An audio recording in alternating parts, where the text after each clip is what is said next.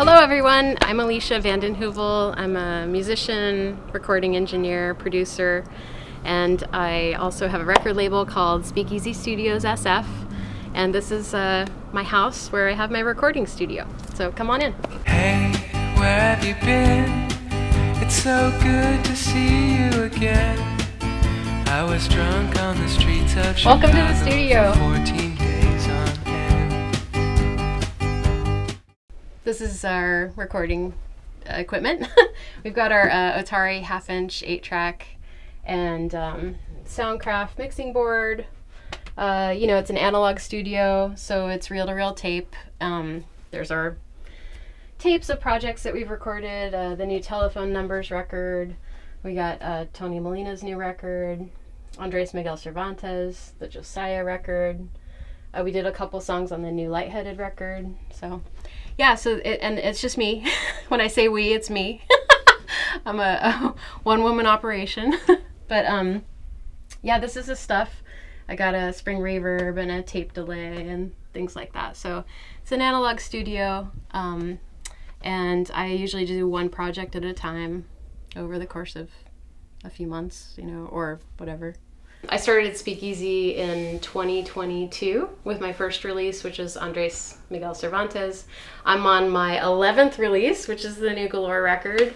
And I started the label really to release local artists, San Francisco, Bay Area based artists, rather than sending our records off to like Chicago or LA labels or people we don't even know. Like, why not have something here?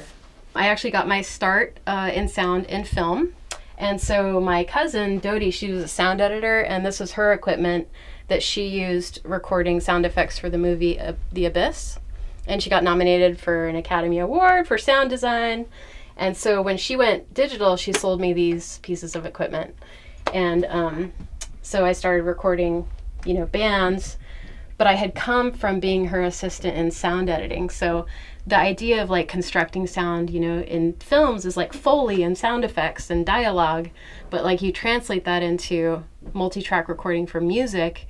And it kind of made sense to me to take my musical abilities and my sound recording abilities and sort of put it into being a do-it-yourself engineer, at home.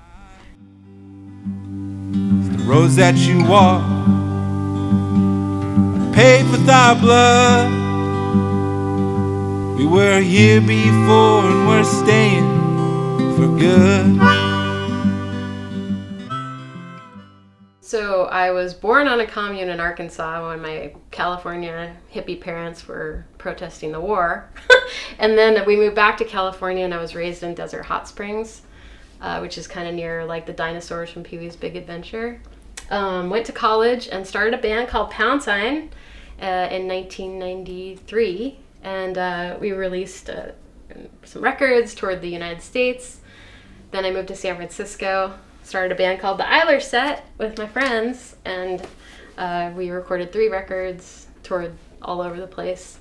Then I had my kid and decided to kind of mellow down, played in bands. I was in the Magic Trick, Bridget Dawson and the Mothers Network, playing Tony Molina's band. I don't know, I've been in 18 different bands. I did count because I got Tony beat, I'm like, whatever.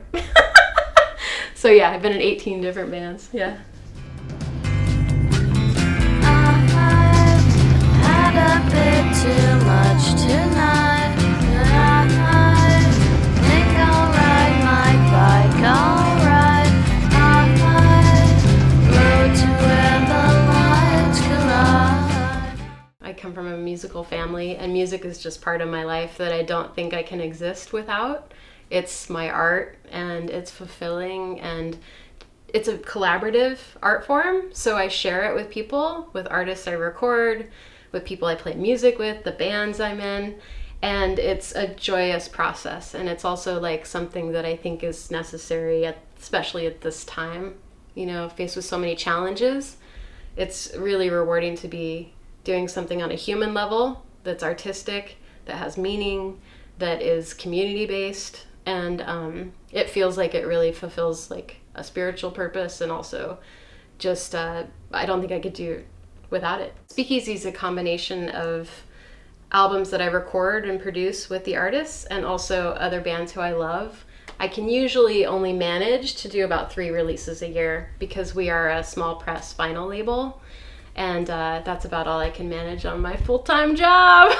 So I'm gonna do this for life, I mean, I would love to.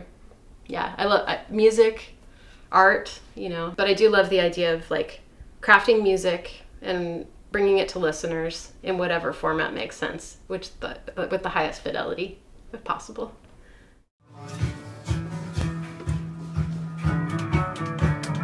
What if I do a bass and Rusty, you do a 12-string kind of riff? What if I do the bass and you do a electric 12-string riff? The recording studio is it's a donation-based recording studio, and it's just me. And I try to have artists in sometimes bands, and we record all at once, so we got drums and all the amps. And what's really nice about this space is that it's just, we work full time, right? So we just come on days when we can and track without any rush, or that idea of like, we're clocking by the hour and I got to get this done in 1 day, or I got to get my whole album done in 2 days, So it gives that space, I think, for opening the songwriting and for opening the expanse of the sound of the record without that like pressure, because could you imagine painting a painting, your masterpiece, in like 1 day? I mean, you want to make it the best you can. So I try to provide that space for the artists that record here in a way that I would want to do as an artist, because I'm also a musician, and in producing the records, I'm also looking to expand my ears, what I want to hear in a record, and to like work in a collaboration with the artist, to build that like experience of the record, So that's how things operate here in the studio. Yeah.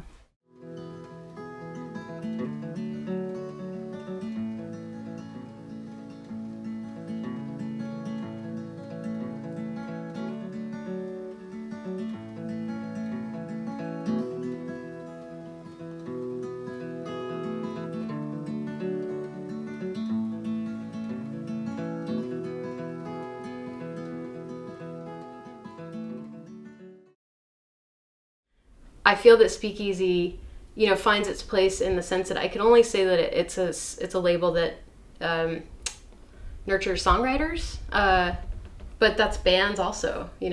Speakeasy is not particularly genre specific as a label.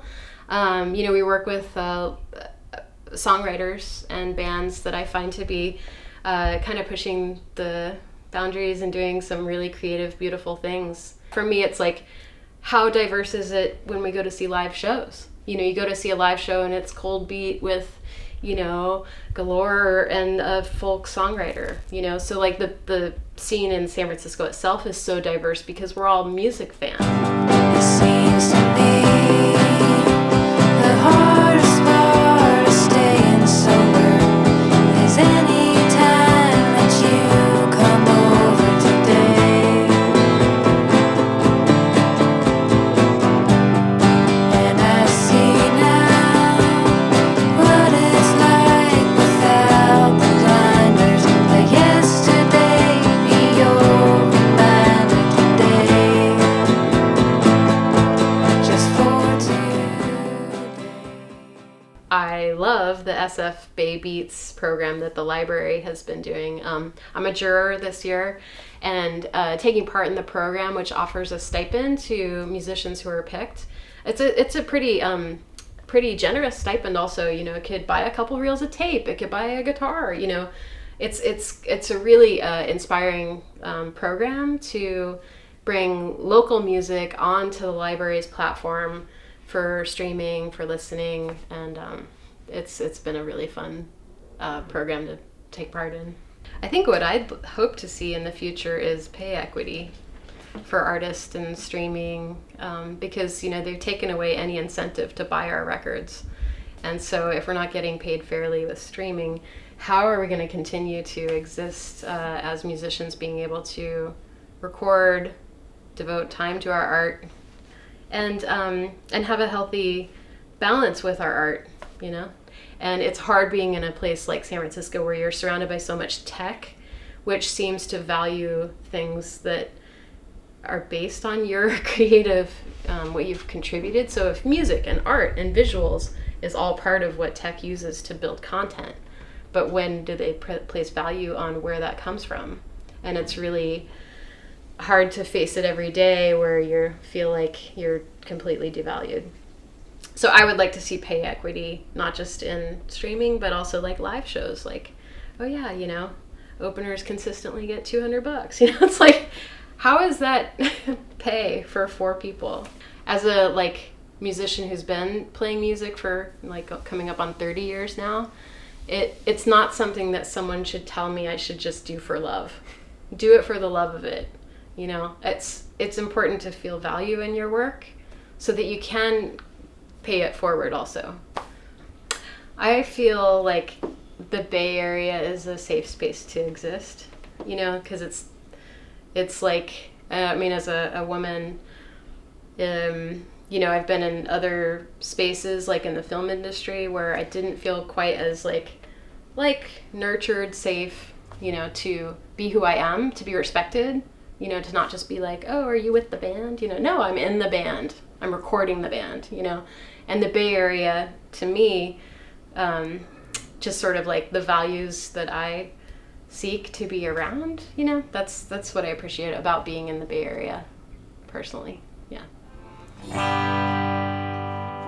Take a seat in the meantime, draw lines in the sand, try to read the palm near mine, take me to the land, take me to the land, take me to the land, take me to the land.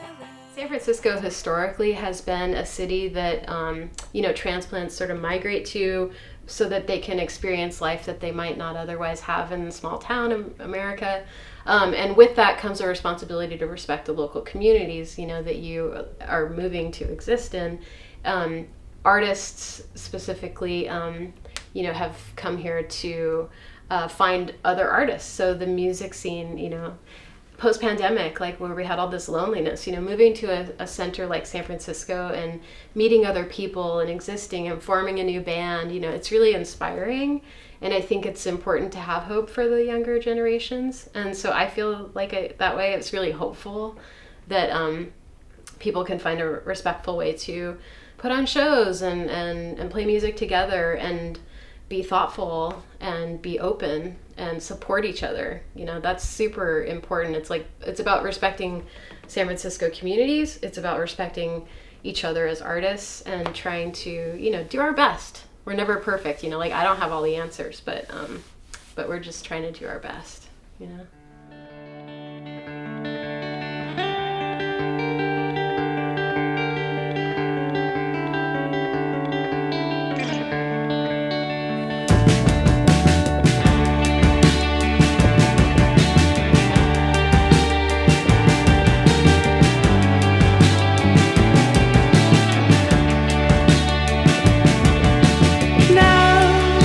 The time